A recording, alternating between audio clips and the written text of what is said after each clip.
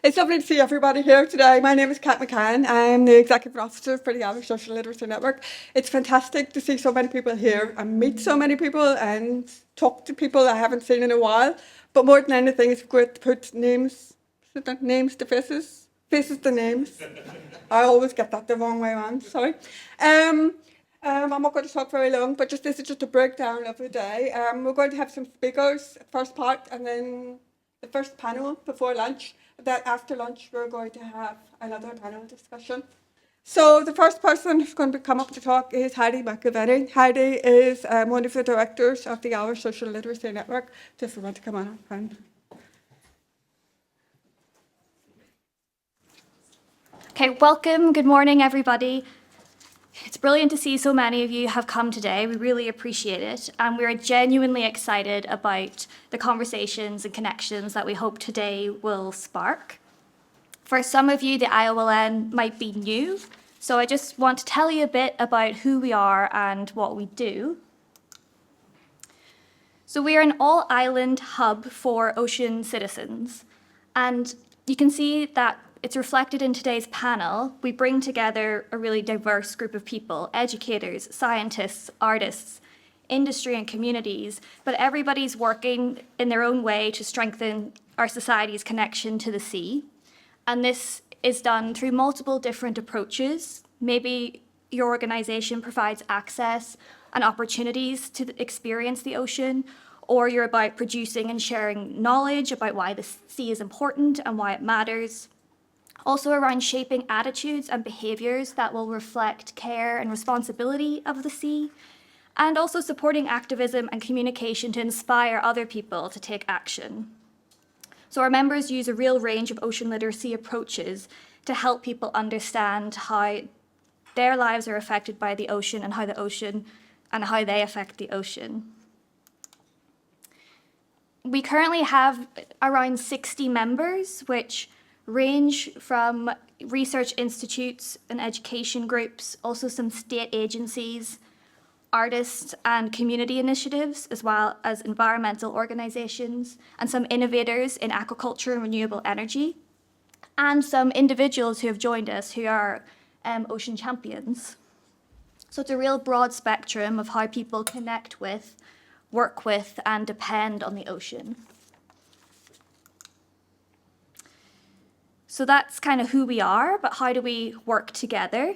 There's several different ways that we support our members and our community.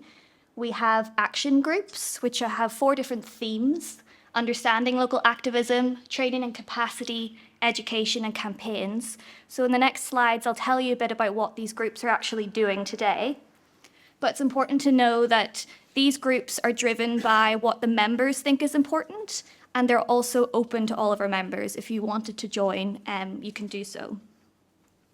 We also stay connected through our website, our newsletter, our social media, so you can follow us or sign up to the newsletter, but also as a member, use us to promote your events, your resources, job opportunities, whatever it might be. And that's kind of how we work nationally. We're also involved in European and international different areas of work. So I'll introduce a bit about our latest EU project, which is Guardius. So our Understanding Local Activism Working Group has 4 to 5 different events throughout the year, and they're organised in partnership with a local project or a local council, something that's happening in the area. And they can focus on whatever is important in that area, whether it's a conservation issue, about sustainable livelihoods, the marine economy, access to the coast, or marine litter.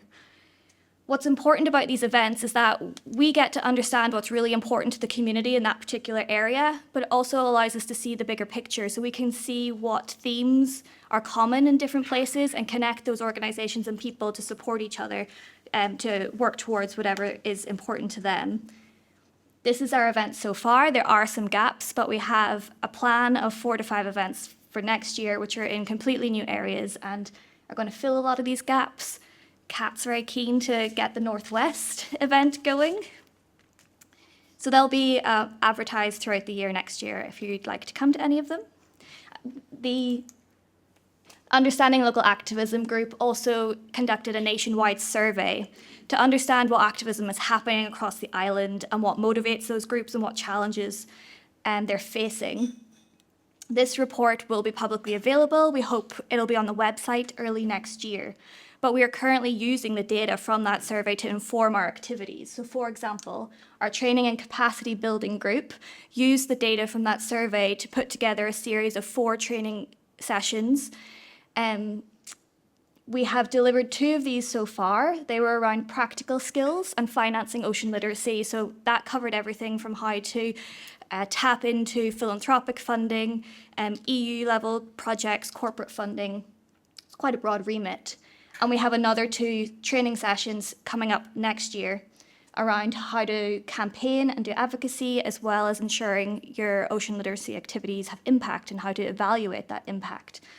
These sessions are free to all of our members, and where we can, we'll record the sessions or host the materials from those sessions online, so it's accessible to those who couldn't make it on the day.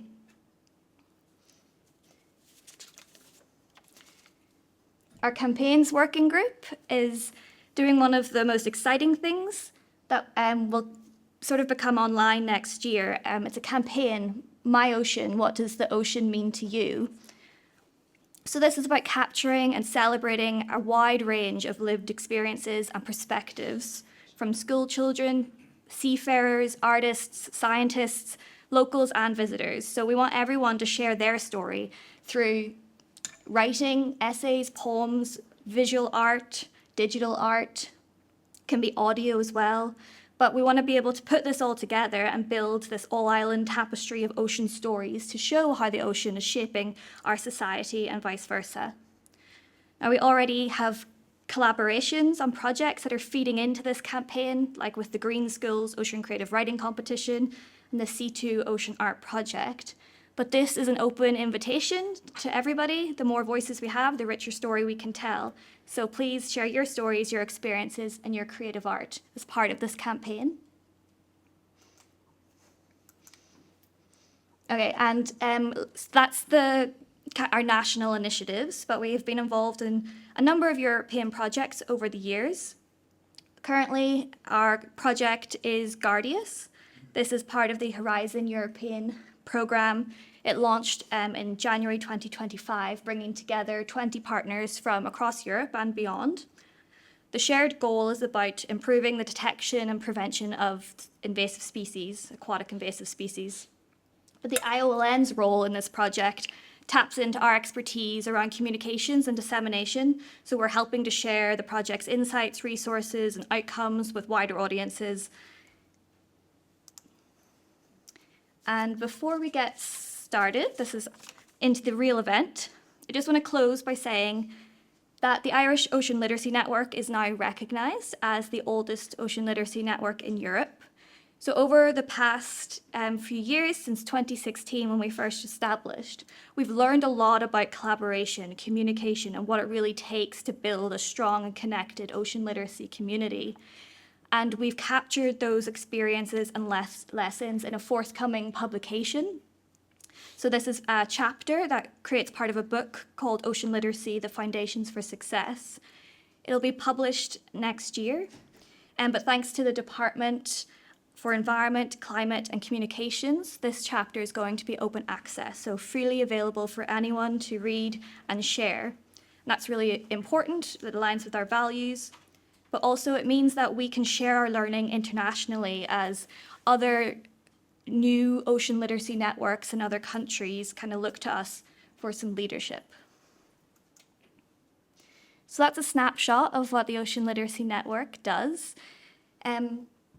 We can get today's event rolling, and I hope that everybody leaves today having either learnt something new, met someone new, or been inspired to do something new. Kat.